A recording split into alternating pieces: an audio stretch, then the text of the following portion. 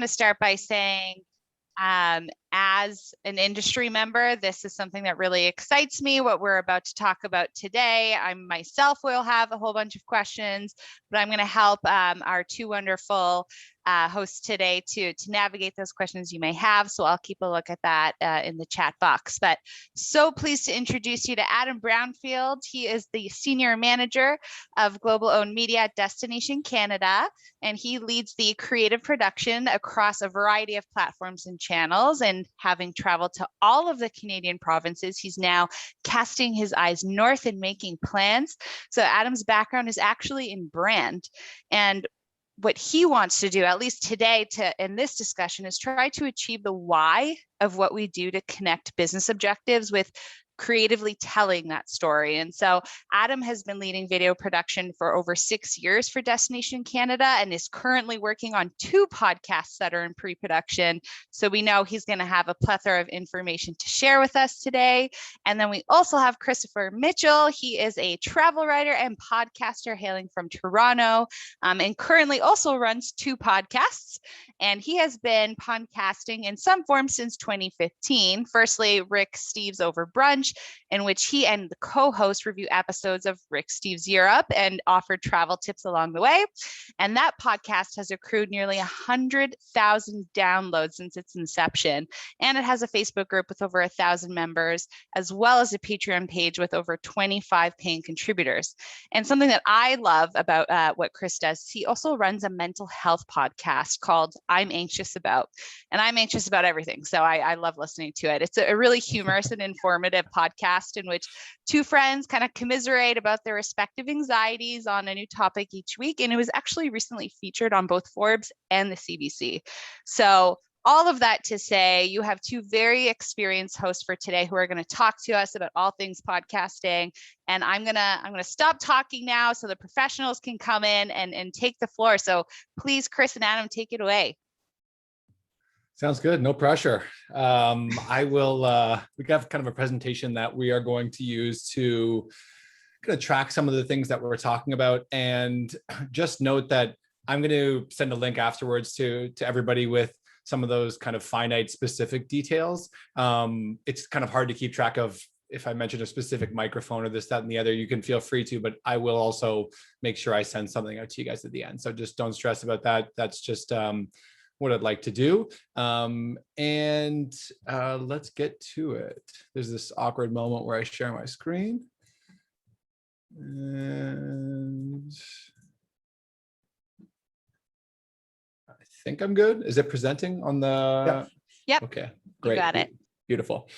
Okay. So the power of the podcast, how podcasting can help your brand or business.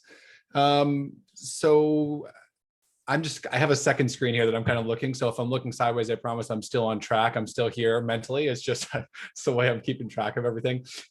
So basically, the first thing I should mention just for the session overview is that really, we kind of want to do something really unique and exciting here. And I'm going to really represent the podcasting potential and experience for creators and media in TMAC. And Adam's got this great perspective from an industry side. And I think this makes it a really well-rounded presentation because we're going to be kind of meeting all of the needs of our members. And I'm really excited about that. As far as the specifics, we're really going to look at a high level first on how to start a podcast from both an individual creator and brand organization perspective. We're going to look at why starting a podcast can be worth it for a business, how to market a podcast, and then we'll finish up by kind of doing some key takeaways and some lessons learned from our experience so far. And then we'll have some time at the end for questions. So feel free to have those questions. And then Tanya is going to do a wonderful job of swooping back in here and throwing questions our way, but I'm more than happy to answer those. If we don't get to all those questions, we'll save them and I can chat with you guys individually later or whatever. We'll make sure that everyone kind of feels like they're getting value out of this. So let's kick this off. Okay, so the first thing, I think it makes sense to start from the point of how to start a podcast. This seems like the smart way, the appropriate starting line. And basically what we're going to do here is I'm going to talk about a point and then pass it over to Adam, and we're just going to make sure that we're tackling each one of these points we have here to some in some cases I'll be talking more, in some cases he'll be talking more, but we'll tackle everything. The first thing to talk about, I think, is ideation. So you want to start a podcast, but what does that even look like? What are you going to talk about? These are important things to understand. The first thing that I would mention is, something that which may perhaps be a touch obvious, but you probably should be a podcast listener if you're looking to start a podcast. I think it's Stephen King's idea that the first thing to do if you want to be a great writer is read like hell. That is a helpful thing to do. I understand a lot of things about podcasts because I've been a podcast. Maybe my wife might say fiend. I'll say aficionado for like a decade. The first thing I would say, this is just a bit of a side note. If you're looking for a great podcast platform to listen to podcasts on, there is a podcast player called Overcast, which totally blows Apple Podcasts out of the water.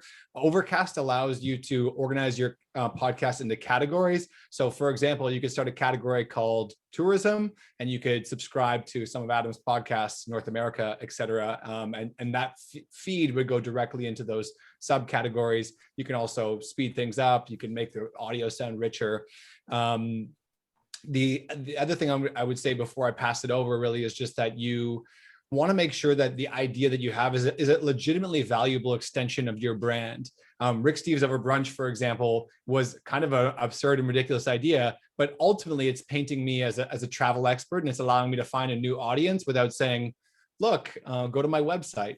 I think you also want to make sure that the idea that you double down on is legitimately an idea that you're going to feel comfortable talking about, not once, not twice, but more times than you want to know. I didn't know there was so many ways to talk about anxiety until I recorded 55 episodes about different aspects of anxiety. And if you are running out of things to say by episode 5, you're in trouble. You need to make sure that your idea has long haul potential, we shall say.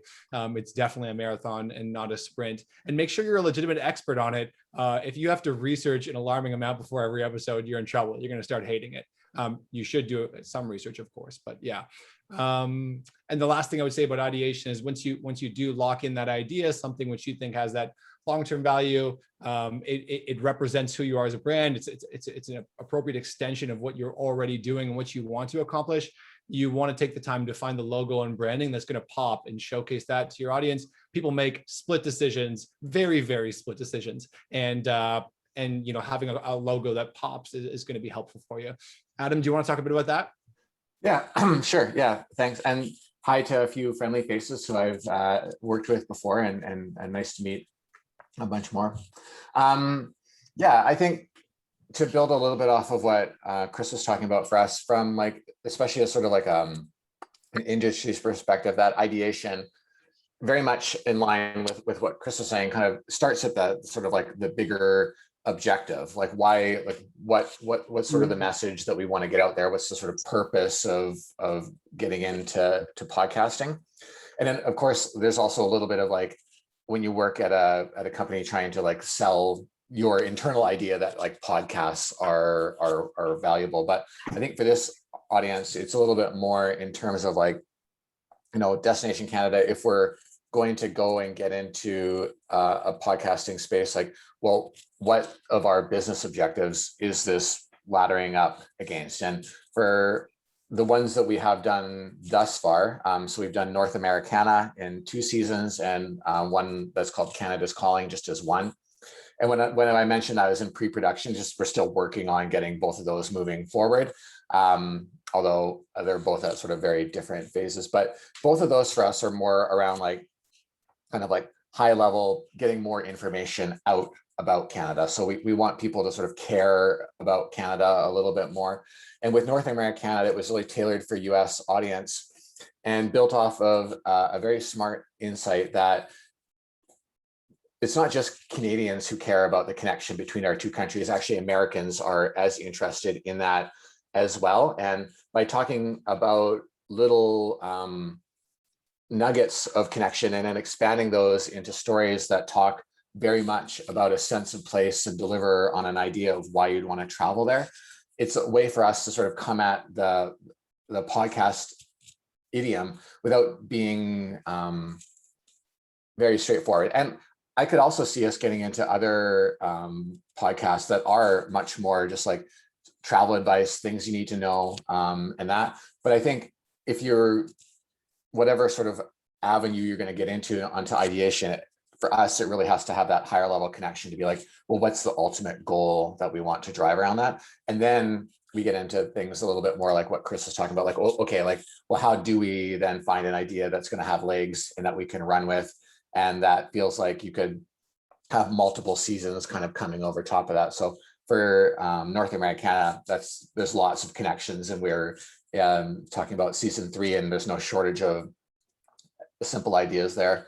Canada's Calling, though, was a little bit more around trying to understand, like, peel back on what drives people to make their community better through like a tourism lens. So people who own businesses that sort of give back to the community or make a sort of a cultural impact. And also those stories are easy for us to sort of continue telling, and, you know, why are people passionate about Canada and do those. So that's kind of ideation for us, where it starts, and then a couple examples of sort of how we've brought it to life. And then Chris already knows this in advance, but I really don't have a lot to say on podcast gear and software or solo versus working with others, because I don't actually do a lot of the production process. So I'm going to hand that back to him. And then when it comes more to the budget and then kind of vision and planning and consistency, I'll join the conversation again. So over to you, Chris. Yeah, great. Yeah, all great stuff. I'm sold on podcasting, Adam. Yeah. So I'm going to get in just, I wanted to make sure that if you're going to be coming here and spending time with us, that you're leaving with a lot of actionable tips. And so I'm just going to kind of throw some things at you to help you really leave this session feeling comfortable with getting into podcasting and playing around with things. That's kind of my intent here. So as far as podcasting gear and software goes, before I started podcasting, my assumption was that I needed to put up a big sheet and around me and soundproof the walls and spend thousands of dollars on equipment and a mixer and stuff. And that's really not the case. The first thing is from a software perspective. If you have a Apple or a Mac computer, GarageBand is going to be your friend. That's where I actually started a podcast when I was living in Istanbul called Into Istanbul. We recorded it. It's not great sound quality. Probably wouldn't go and hunt for that on the internet, but I think, it was cool. We just talked to different people on how they ended up in Istanbul and their stories there. We used GarageBand and a really, I'm not going to curse. It was not a good mic, and it was still okay. I think there's different standards now. My place to start, if you are a Mac user, would be GarageBand. If you want to get more into some of the technical side of things, really get a very, very decent piece of editing software that it didn't take me too long to learn. And this is how I started editing both of my more recent podcasts, is a program called Audacity, Audacity. And remember, I'm going to share all this stuff with you afterwards in case you're kind of panicking to get everything written down. Audacity is incredibly powerful. It's relatively technical, but you can figure out how to use it in a decent way. I watched a bunch of YouTube videos and ended up feeling very competent. The first couple of episodes, I made a small error here, a small error there, but by episode, I want to say 6 or 7, I noticed we were sounding as good as not quite as good as the top end of podcasts that have a huge production team, but certainly better than the average podcast. And that's something that we're proud of. We now outsource our editing. It's not terribly expensive. I think I'm anxious about, we switched to bi-weekly. We send, I want to say we spend, we have maybe 2-3 hours of audio per month, and we spend maybe, I don't know, $100 or so, $125 USD per month. We have an editor who's based in Eastern Europe who's done a great job for us. So what I'm trying to communicate is, it can be really expensive to do editing. On my other show, we have someone who's a bit more professional, they're doing this full time, they run a full business, and I think we pay a little bit more for that, but that's part of why we have a Patreon page associated with that, because we have some more costs associated with that podcast, and I'll get into that a little bit more later. What I'm trying to communicate really is, you can start off figuring out the editing process and figuring out how to make your stuff sound good, but outsourcing it is really not terribly expensive. It's going to depend though, if you're representing an industry side of things and a brand, you might be more concerned at the beginning of making sure it sounds really good off the hop, which is totally understandable. I mean, Destination Canada, I'm going to understand, is probably going to be more concerned about sound right off the bat than, somebody who's a travel creator experimenting with an anxiety podcast, right? These are just known facts. It's true. Yeah, yeah, he can confirm. Adam confirms. It is helpful to have a quiet space to start. You want to make sure, like I have plenty of friends who are into podcasting who record in their closet. They literally have a little space in their closet. The clothes around them muffle it. It works just fine for them. As far as mics to get started with, this mic right here is pretty rock solid. It's called a Blue Yeti. The company is Blue. It's by Blue. They have a whole bunch of stuff. They have like a Snowball. They have a Yeti. I find this mic has been really reliable. It's one of those mics that's like can be contentious because it's just so popular. Everyone has an opinion about it, but it's been highly functional. For me, it has a tendency to like really bring out a boom in voices. I have a lower voice, so it suits me well for podcasting and hopefully for webinars for everyone listening. So the Blue Yeti is a decent place to start. As far as comparable mics, which are probably in the same price range, and some would argue might be a little bit better and more technically sound, there's a mic called the Shure MV7, Shure MV7, which is a really nice sounding mic, to be honest with you. The other mic that I would take a peek at if I was trying to get into podcasting would be the Audio Technica ATR 2100. Again, remember those notes I'll send you afterwards. No one wants to write that down, but Audio Technica ATR 2100. Those are the three mics that when anyone's asking me about podcasting and getting into it, I would say, look into those. You can order one on Amazon for, $125, $150. There are some decent mics in the $65 to $70 range, but if you think you're gonna be doing this for a little bit longer, I would probably start at that bottom echelon. The next thing I'll just quickly touch upon here is just solo versus working with others. The real thing I just want to comment on here is workload and motivation. It's difficult if you're running a podcast totally on your own to have that sincere motivation to come in and come to bat every single week. With I'm Anxious About, we committed to recording every Tuesday and releasing every Thursday for 1 year straight. There are some weeks where you're not going to want to record and release there, but you have that when you're working with somebody else, you think to yourself, well, I don't really want to, in this case, Allison's my co-host. I don't really want to go to Allison with a sob story about how I can't do this. It's just easier for me to move forward. However, if I was trying to convince myself of my sob story, who knows if I would have recorded every week, right? Something to think about. The other thing that I would think about is that when you're starting a podcast, it's not just the ideation that you need to be concerned about. It's really what is the style and format you're going for. There are some styles which are out there in podcasting which we don't really notice, but that are kind of inherent in what we think of as podcasting. The solo host going on the big tangent is one.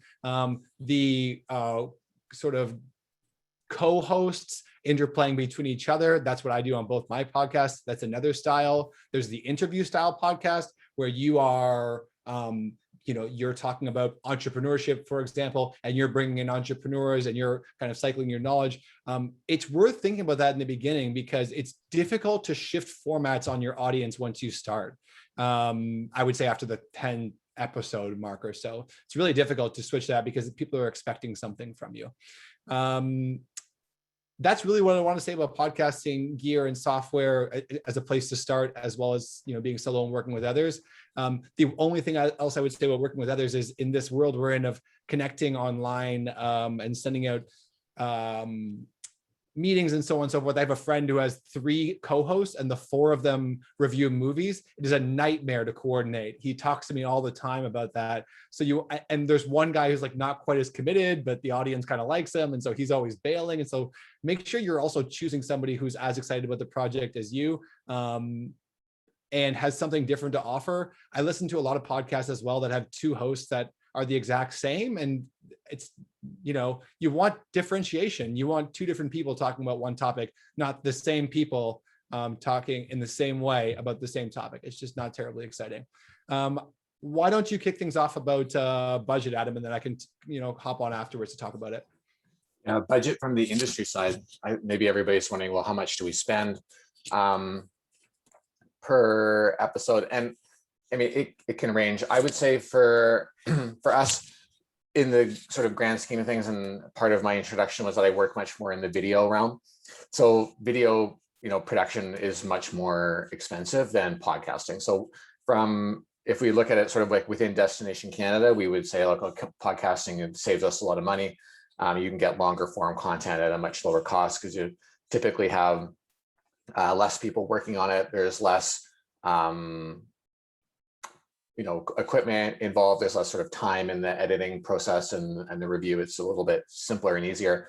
And then we've had different, you can take a little bit of a different approach to sort of travel as well. Often, video, you can't remotely do that with a great deal of quality these days. It's getting better, but so when we do podcasts, sometimes we'll have people travel. Other times the interviews happen from afar, or it's also we can find local people. And before I talk too much more about budget, I'd add like Destination Canada's kind of style of podcast is a little bit more in the I'd almost sort of say it's in the news reporting. We like to have people sort of like create a story, do interviews, go and find that. And so there's a little bit more of a sort of travel and feeling like you're out exploring, which for us is another nice nod, because we can then get a bit more of like the sounds of Canada in there and sort of earworm our way into people. But to get more to that, often our like per episode production costs for a 30-minute-ish episode can range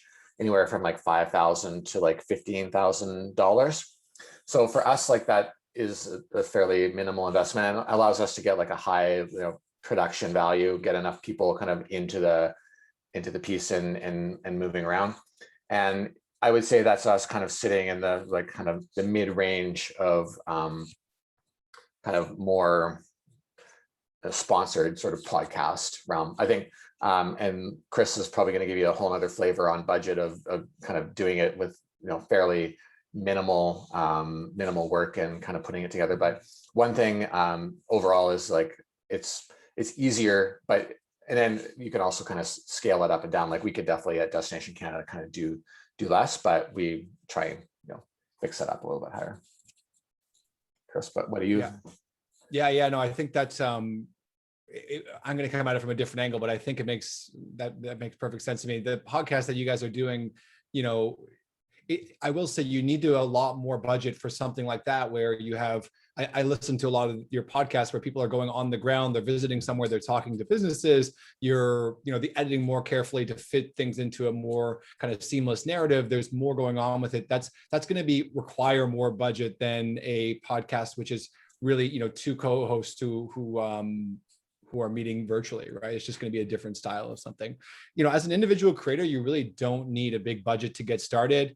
You do need to invest some money, I think, in a decent mic, and you can outsource editing, which I would recommend as soon as you're able to, and you're bringing in some income. I'll talk about that later too, about monetization and all that kind of stuff.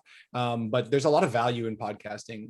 I find for me, again, I'll talk more about that later, but to stick to the specifics of this, if you're getting started about what else do you need to spend money on, you're going to need to spend money on a host the same way that you spend money to host a website. It's the same for podcasting. Libsyn is the gold standard for hosting your audio content and distributing it. Podbean is another one. I've used both in the past. Both are great, highly functional. I like the stats that are associated with, like, the big thing about podcasting is forever they've sort of kept things, Apple's done a great job of keeping things in the dark ages with stats, and we're kind of slowly getting a bigger view into stats. As more money is pouring into podcasting, there's more of an incentive for people to have the appropriate numbers to know when they're able to monetize. So we're starting to see more back-end numbers. So Libsyn, Podbean, that's where I would recommend starting. A big question that people have for me as far as being a creator is, okay, so I have this audio, and then what the heck do I do with it? Honestly, Libsyn and Podbean make it very easy. You put your audio onto Libsyn, and you literally can distribute it from there. I'll talk a little bit more about distribution later, but you can distribute it from there to Apple Podcasts, to Overcast, to Google, to wherever you want. And it's really not as like it. That's a big hurdle that people seem to have, and they really shouldn't. It's not a highly complicated thing. Once you get in the flow of it, I just wouldn't worry about that at all.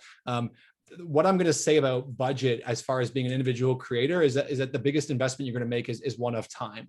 It's a time intensive activity. You're going to get better at it. If you're editing on your own, the first time you edit, you are going to wonder how this could ever be sustainable, but edit it 5 times and talk to me, you'll be 2 times faster because it's too painful to be slow at. You'll figure that out. Okay, so that's really what I wanted to say about that. In terms of vision and planning and consistency, do you want me to just hit my point here really quickly, and Adam, and then pass it over? Yeah.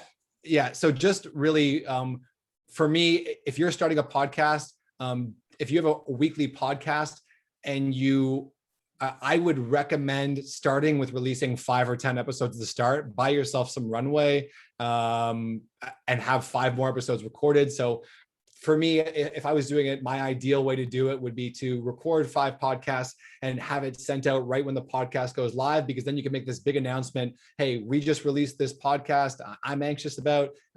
We are covering different things we're anxious about every week. If there's only 1 episode, they're going to wonder, oh, what does that actually look like? But if you have 5 episodes, people get a feeling for the show. And then I'd have 5 or 10 episodes already recorded. That gives you kind of 5 weeks to get into the mode of podcasting and recording new episodes. Just gives you some runway to work with. Consistency is massive with podcasting. If you say you're a weekly show and you don't show up on your week, you're in deep trouble, because you've communicated to your audience that you don't really care. And also, platforms like Apple, all of these things like Overcast, for example, they'll have a little thing that says when the podcast comes out, Tuesday evenings, Wednesday evenings, whatever. If you're not consistent, they can't even get a read on when you're releasing your content. Yeah, that's the main points of that. I'll pass it over to you, because you probably have a different view on sort of that vision and planning. Yeah, vision and planning and consistency.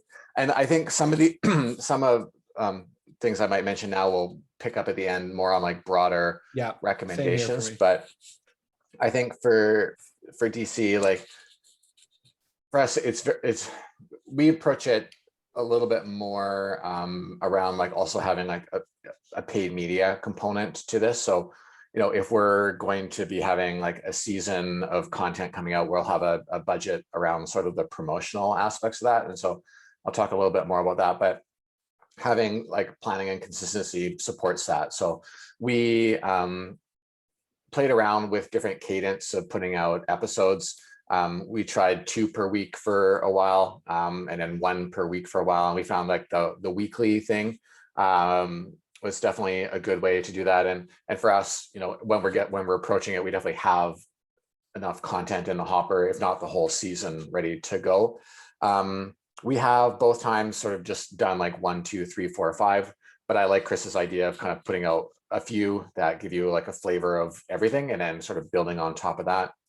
But also for us, our sort of seasons are typically, you know, around like the 10 to 15 episodes. So we can kind of say, hey, we do a little bit of sort of lead up promotion and then drop those as a consistent series. And then we're sort of out until we come back with something new. Our vision is to kind of keep it up yearly, but we're not always super specific about when, but when we do, we want to be as consistent and that as we can.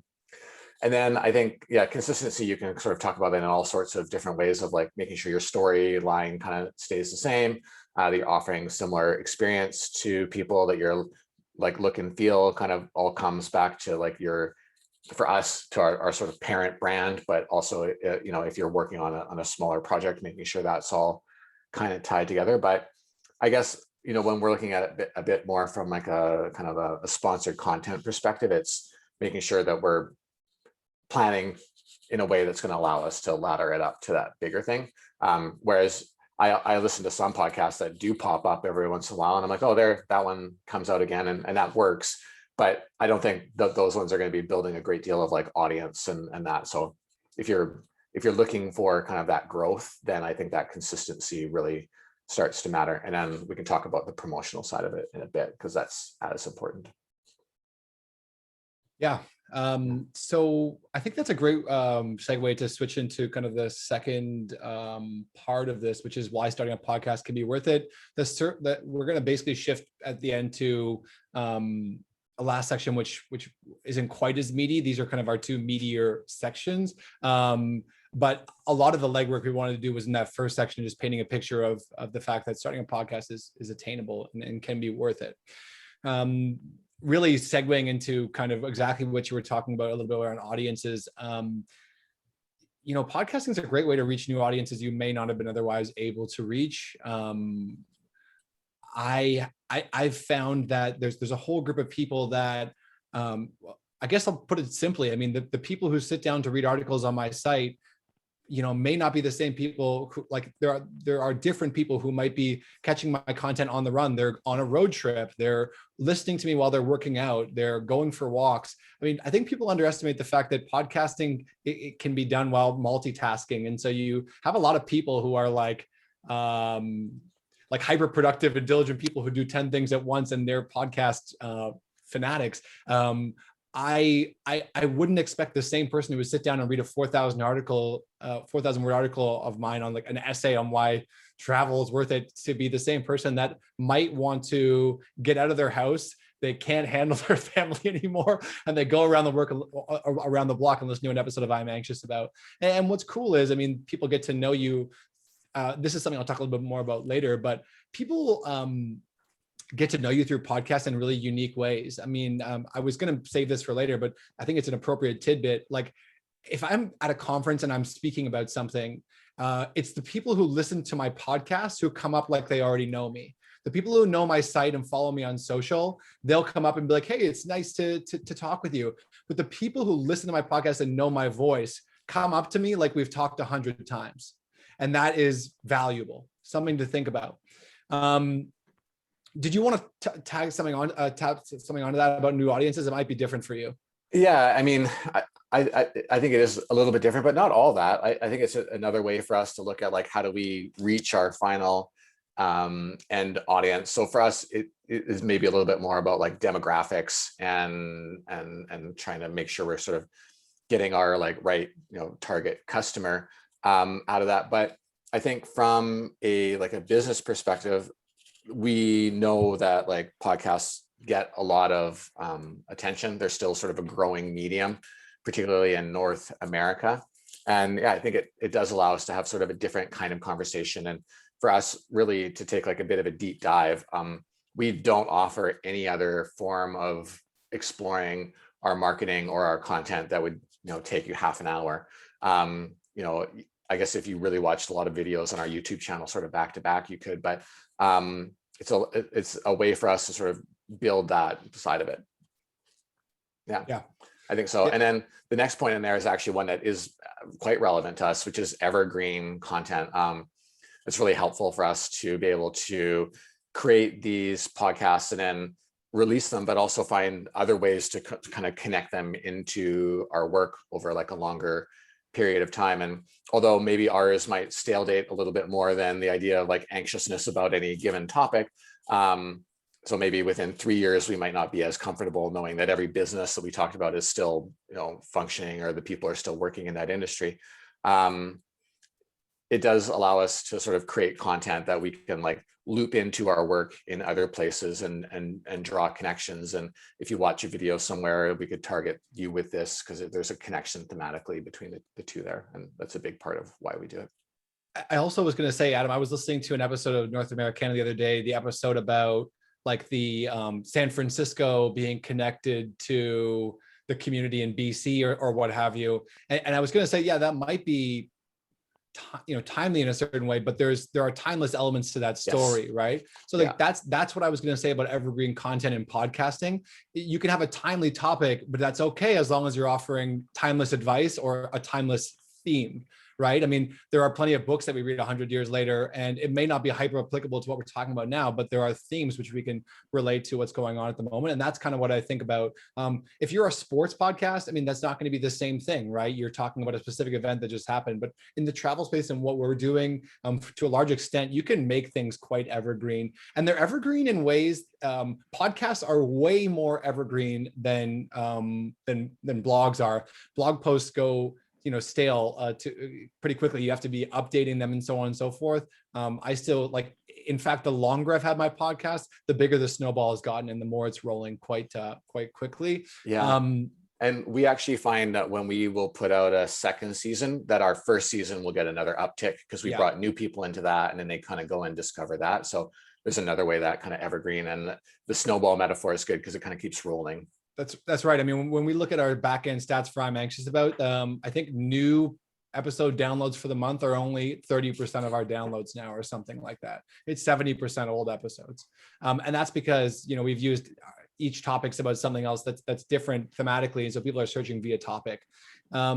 About collaboration, I mean, really the only thing I want to highlight there is that it's a fantastic opportunity to be able to reach out to people and to say, I'd love to interview you about this. You can open doors that you may not have been able to open before. I mean, the one thing I can say is I was not friends with Rick Steves before I started Rick Steves Over Brunch, and now I am. So there you go. I don't know if we're getting a little tight on time, so you're welcome to talk about that. But then I think we should probably dive into income and monetization. Did you have anything you wanted to add about collaboration? No, and I think you can talk about income and monetization. Yeah. It's not Okay, great. Yeah. Yeah, so this is, of course, going to be a little bit different because I think from an industry perspective, you're looking at sort of limiting your spend, whereas for me, I'm looking to make a little bit of extra money off of podcasting. I think the most obvious way to monetize your podcast is to get some real steam ahead, look at your stats, understand you really have an audience there, and then to use something like Patreon. Patreon, so I'll tell you how we use it. We have a Facebook group with about 1,100 people. We post every episode that comes out on our feed in that group. Half the episodes are for Patreon only members. They are mini-sodes, we call them. We're talking about specific topics. We put polls up on Patreon about different topics that our paying members want us to talk about. Whatever gets voted first, second, and third, those are the 3 mini-sodes we do for that month. So they have a buy-in for our content. And then we tackle those episodes. Those 2 mini-sodes are only available for our paying members. I think we have about 28 paying members who pay monthly. And we use that income that we get for editing and for fun, because who doesn't like money? As far as selling ads and things like that, we're just kind of getting to that point with one of the podcasts I'm at. You, just for really basic understandings, you would sell your ads in a pre, mid, and post roll. If you're listening to podcasts and you hear those ads, typically your mid roll is going to be your highest because you have people who have been listening to the podcast for about 20 minutes. They're probably already driving or doing whatever, and they're too lazy to skip ahead. Your pre-roll is the second, highest slot that you're paying out for, and then the post roll is the lowest that you'd sell. What you sell it for, there really is no number. For example, we're releasing a podcast for the Toronto Blogger Collective, which I'm a co-founder for. There is a hosting company that a lot of our members have switched over to for, and I think we're selling an ad slot to that hosting company for, I can't quite remember, maybe like $75 an episode or something like that. Anyways, I've seen a million people do this a million different ways. I listen to a podcast sometimes called The School of Podcasting by Dave Jackson. And he talks about, there's some people who they have a small audience, but the audience is so defined that some businesses are willing to pay $150 to get in front of them.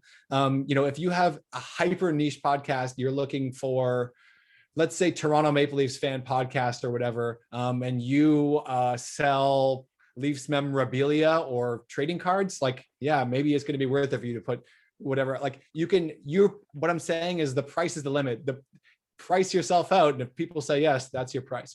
As podcasting is getting much larger, the same thing that happened to blogging with Mediavine and AdThrive and all this kind of stuff is coming to podcasting. Anchor has just released an ad network sort of thing. There's a whole bunch of other people who are trying to get into this space as we speak. If you're looking at kind of like what does a big podcast look like to be really heavily monetized, I read a book recently about podcasting as it stands, and their view was that something like 5,000 downloads in a 30-day period makes you a big boy, a big fish in the pond. That's a pretty hefty amount of downloads, I've got to say. I wouldn't necessarily hang your hat on that. I think if you're seeing growth every week and you're seeing engagement, This is why I'm a big fan of having a Facebook group attached to it, because I literally can see when things are working, because I'm getting more and more invites into my Facebook group. I'm getting, I have newsletters attached to different things. You can test your audience, really what you have there. It's really not podcasting. Way more than blogging is about the quality of your audience and the buy-in of your audience, not the size of your audience. I have a friend who has a podcast. It's not a big podcast, but they sell a product in that podcast like wildfire, because it just really suits what that podcast is about. It's a how-to book on like knitting or something incredible, but it sells like crazy. So you could have a small podcast with big buy-in and make good money. Those are kind of the things I would say: products and services, Patreon, or something like Buy Me a Coffee, selling ads, that kind of stuff. I guess we'll move on to unique engagement, because you're not going to talk really about monetizing the podcast, right? Yeah. So unique engagement, I want to be quick here, because we're getting limited on time, but this is a huge thing to understand about podcasting. People are paying an ungodly amount of money to capture people's attention for 15 seconds during an ad, which people aren't even paying attention to. The average podcast length is 43 minutes. And according to a company called podcasthosting.com, 81% of Canadians are finishing almost all of their podcasts. Like, Canadians who are interested in that podcast are getting through the 43 minutes on average 81% of the time. Okay, so that's a massive thing to understand. I think we were talking, Adam, before with a colleague of yours who said that your average listen time was something like 24 minutes or something incredible. Podcast listeners on average in the US right now are listening to 7 hours a week of podcasts. I just think this needs to be understood. Like, the connection you're making, the buy-in that people have, it's enormous for engagement. So it's not just stats; it's about the way that people are listening to you and engaging with you. I feel the same way when I meet someone and it's a podcast host. I'm literally like giddy, like, oh my God, I'm meeting them. If I met a blogger, I'm like, yeah, I've seen some of your words on a page. It's different. I've listened to them. They've been, in my brain. It's something very different. Before we go to growing industry and demand, I mean, that's kind of the same thing. Actually, why don't I'll just quickly go over the rest of that, because that's pretty much what I'm talking about anyways. And then I'll pass it over to you before we go to their kind of last slide, which is more of an overview than anything. But podcast ad spend is growing about 20% year over year, according to a recent Forbes article. And 50% of respondents in a survey I was reading, kind of prepping for this podcast yesterday, 50% of respondents said that they paid attention to ads on podcasting more than any other medium, period. And I think it's part of that, the way that we have someone's voice, we have that trust associated with it. Beyond that, weekly podcast listens have kind of doubled year over year since 2016. It's now a billion / it's an over $1 billion industry now. So there's opportunity there. And honestly, my feeling is this is not like it's too late at all. There's just money coming into the platform. Spotify, Apple, look at the money they're pouring into podcasting. They don't make decisions without stats. We know that. So that's something to consider. And then Adam, I'll pass it over to you to talk about it from your side of things. Yeah, I mean, it's a lot of echoing all of that. We definitely see it as an area where there's still growth, and that we feel like we can find new listeners and still kind of expand our audience on that. And then, I did mention a little bit a while ago, but definitely like that ability to get people consuming your long form content in kind of an auditory way. We feel it does, create a rich connection. And generally we measure success on like how many people reach 75% of kind of our content. And for podcasts, it performs really well. I think like 60% of people get to that level, something in that realm, which for us, like if in video, that would be high. So we consider that kind of a win and a good way to get into people's attention and get your message across. Yeah, great. I think I just for time, I'm just going to zoom through marketing a podcast kind of in one big fell swoop, Tanya, if that works. And then we can kind of, I don't know whether we can have an extra 5 or 10 minutes at the end for questions, if that fits with people's schedules, or what do you think, Tanya, just before I kind of tackle this? You can definitely just get through these. We have to stick to our time limit, but if we can get through in the next 2 minutes, we should have 10 minutes to about to address some of the questions that we have. A lot of great engagement, That's fine. so it's awesome. I definitely Okay, think we should get through this. So I think it's important that I just kind of do a brief overview of this and we get to questions, because I just think that's going to be more valuable. And quite frankly, this is the last kind of section here that I kind of felt could be done really quickly. It's just really about marketing. It's nothing that's going to rock your world. It's really just, I would encourage people to think about it as beyond audio. Adam talked about the connections you can make. You can record your podcast live and put them on YouTube. You can live stream your podcast and have people engage with that content and then put it out onto your streams. You can play your recorded episodes on Clubhouse and have people tune in at specific times and tune in with them and take questions after. For social media, nothing earth-breaking here, but just create unique accounts for your podcast and use them in tandem with your other brands. That's going to be helpful for you. There's a huge SEO value to podcasting. It makes a big imprint online on Google. Google just announced that they'll be indexing individual podcast episodes, which could be really, it could have a massive impact. As far as utilizing show notes and things like that, I just would recommend, there's a company called otter.io, which creates pretty good transcripts. You can get transcripts done actually pretty cheap. Some people put it on their show notes. Some people create a blog on their site almost with show notes. That's something worth exploring. And the final thing I would just mention is, it's not expensive to have a website or a landing page on your site for your podcast. A lot of podcasting is realizing it's a worthwhile space that deserves legitimacy. Make that legitimacy by creating those unique social channels and those websites and landing pages. And question time. Thank you. We can maybe share this screen or something like that later. Exactly. If you're Adam, if you're comfortable with it. Yeah, for sure. Yeah, absolutely. Thank you both. We had a lot of questions come through. So I just want to kind of talk through the top ones here. There was a question I was interested as well. If you aren't a Mac user, what software can be used instead of GarageBand? Audacity. 100%. It is Audacity. Okay. Yeah, Audacity is you can use that. However, you can download it for free. I think 2.31 is the most recent version. It's fantastic. Awesome. Thank you. And Chris had a question too. What frequency do you suggest for podcasts? Like, do you think it should be weekly or bi-weekly? I mean, I think it should be weekly if you can sustain that.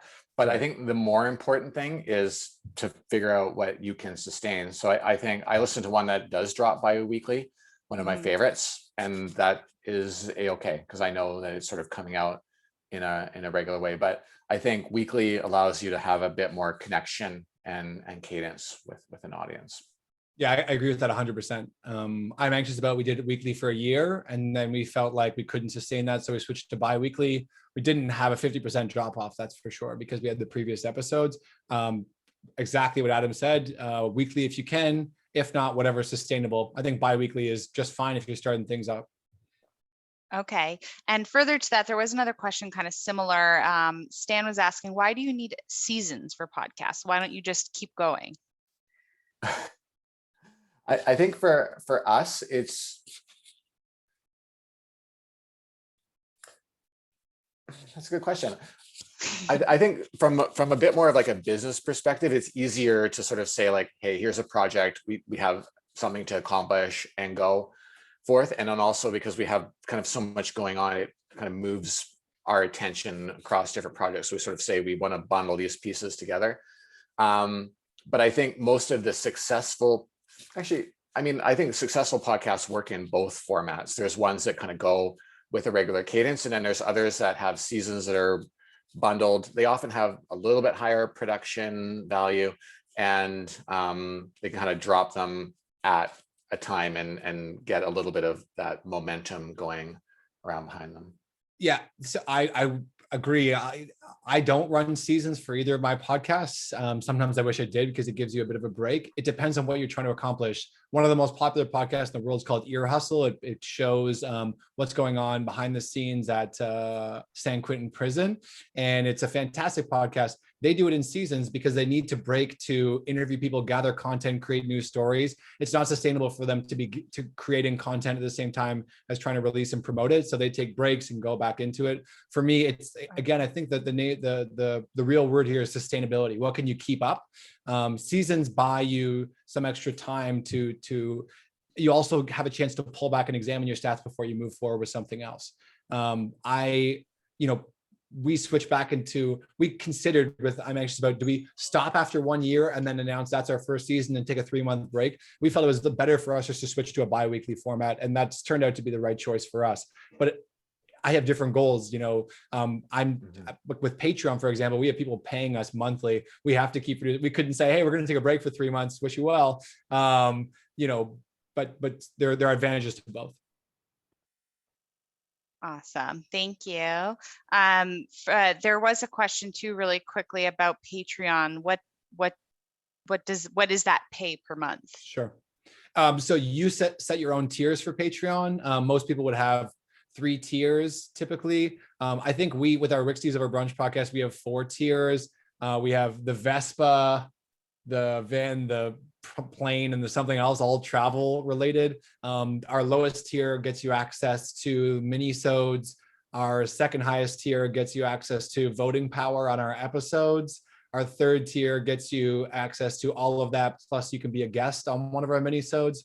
And our top tier, which I think is $50 a month, gets you access to, you'll review an episode with us, and you get access to everything else. So the big thing I would highlight there is people typically set up their Patreon page in 2 ways. Either they have kind of 3 or 4 tiers with $5, $10, $15, $20 a month or whatever, or they just have a one-time fee, $8 a month. You get access to the content and you're supporting me.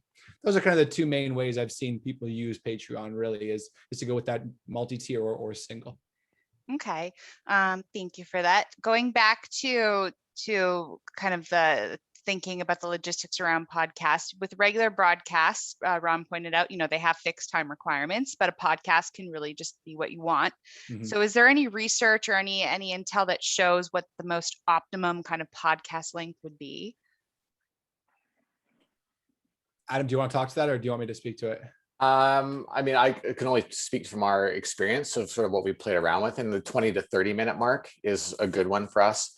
We've done some stuff that went a little bit longer, and we did see some drop off against that. And then it's a bit more of a personal feel, but I feel anything under 20 minutes is kind of too short. Like, you kind of queue it up and you're going to listen to it. But I know there are also very short podcasts that exist out there who deliver against that kind of format. So yeah, Chris, So the average podcast length, if you look at all the podcasts, is about 43 minutes. If you have buy-in, there's literally no reason to not go as long as you want. Very popular sports podcast, Spitting Chicklets, is 3.5 hours every week. Wow. Twice, I think, and they have no problem with that. Joe Rogan, whatever your feelings about him are, he does 3-4 hour podcasts. People listen to the whole thing because they can't get enough of him. Keep in mind, a lot of people, 27% of people listen to podcasts sped up. So whatever you think is long probably isn't as long as people think. We don't worry about time at all. Apparently the sweet spot is something like 34 minutes, because after 34 minutes, people typically have got through their commute or whatever they're doing on the way. So that was at least the old facts there, but something around 33, 40 minutes. I agree with Adam. If you're going to produce something, you may as well put your foot behind the gas a little bit and produce something worth listening to. But I would not worry about a cap at all, personally. You're actually you've kind of alluded to this with talking about like sports podcasting, but Sherry was wondering, other than true crime and maybe sports, are there any other topics or niches that are really popular in the podcast world? Yeah, actually, Chris, do you want to go back to that one grid slide there? Oh yeah, of course. There's a little bit of information in there that helps answer that question. So obviously we're not playing in true crime. And I think the actual travel podcast space is, maybe there's not a lot of stuff there. So I think there is a little bit of a little niche that you could fill in there on actual travel experiences or how-tos. There's not a lot of people playing there. But which is where I've been kind of thinking, like, maybe our next podcast is a bit more in that realm. But for us, food and pop culture across our podcast suite, we saw those themes just get more shares, more likes, and that kind of stuff. So I think those are two potential other buckets, other than like more kind of factual travel help, kind of things like that in that space. Awesome. Thank you. Okay, we can actually send this this page off to everyone so they can see, you know, Okay, great. what was chatted about. But I do know we have one quick announcement before we take off today, and we also do have, by the way, a follow-up note that will be sent out to everyone who listens. So if there's a question or comment we couldn't get to, please share it with us and we can address it with Chris and Adam too. But Katrin, I'd love to kick it over to you for that final announcement. Oh, great. Thank you so much, Tanya. And special thanks to Adam and Chris for sharing your expertise with us today. I think judging from the engagement in our chat, we all learned a lot. And I think we could have gone for another hour, I think. And so thank you, TMAC, for your interest in professional development. And I'll actually turn it over to Guy Thériault to give us a quick update on our conference. I hope most of you are joining us next week. Guy, over to you. Well, thank you, Katrin. And once again, thank you, Katrin and Tanya and Chris and Adam. It was a great presentation. So thank you very much. Very enlightening. I just wanted to remind everyone that tonight is our TMAC conference icebreaker event. We're doing it a week before the conference so that everybody can familiarize themselves with the Remo platform, which is a very interesting platform. And tonight's icebreaker event is very casual. It's sponsored by Parks Canada. We're going to have a virtual campfire. There's going to be a lot of gifts and prizes. And we encourage everyone to either wear their lumberjack gear, their camping gear, their Tilly hats, whatever they want to do. And we look forward to seeing everyone. It's at 5:30 Eastern. And hopefully it's going to be a great kickoff to what will be an amazing virtual conference and marketplace next week. So thank you for the opportunity, Katrin and Tanya. Job well done. Thank you so much, Guy. Like we said, we hope to see you next week at the conference. Just really quickly from a PD perspective, we are taking a summer break, so we'll have no PDs in July and August and returning in the fall for a full lineup. We are sending out a survey, so please take a moment to fill that out. It does help us shape our PD program. Again, thank you, Chris. Thank you, Adam. Thank you, Tanya, for moderating the questions, and thanks to the PD committee for all your hard work throughout the year. And thanks, TMAC, for your support. We'll see you again soon. Take care. Thank you, everybody. Thanks, It was a pleasure. everyone. Thank you. Yeah, thanks, get on. Are we, Katrin, are we good to fade We're away? good. Okay, cool. We're all good. Thanks, guys. Really good. Yeah, Adam, hey, thanks so much for teaming up on that. That was fantastic. I think we offered some good stuff there, and we have good comments at least, unless everyone's just buttering us up. We did. There were some really good ones. There was something I just wanted to note. Erica had noted, like, when you were talking about external editing, she was saying there's some concern about undervaluing a storyteller and professional if you're only paying them $100 a month, because that would be undervaluing anyone. I'm only speaking to my co-host and I are running a budget podcast, and she has a friend in Bulgaria who edits the podcast. So like, it's not like a big, like, it's not a value judgment on whether someone's worth it or not. I mean, I would love to be able to pay someone to edit my podcast thousands of dollars. But it's literally like a friend of a friend who's like my friend. She used to live in Sofia, Bulgaria, and her friend's an audio engineer, and she's editing our podcast. So I don't make the numbers around that. Yeah, but, I think it's just like markets. It just differs, and it's really about the investment you put in. Same goes with travel writing, right? But I mean, like, go on Upwork or whatever. Like, what I was trying to communicate there is really like it's just not going to cost you thousands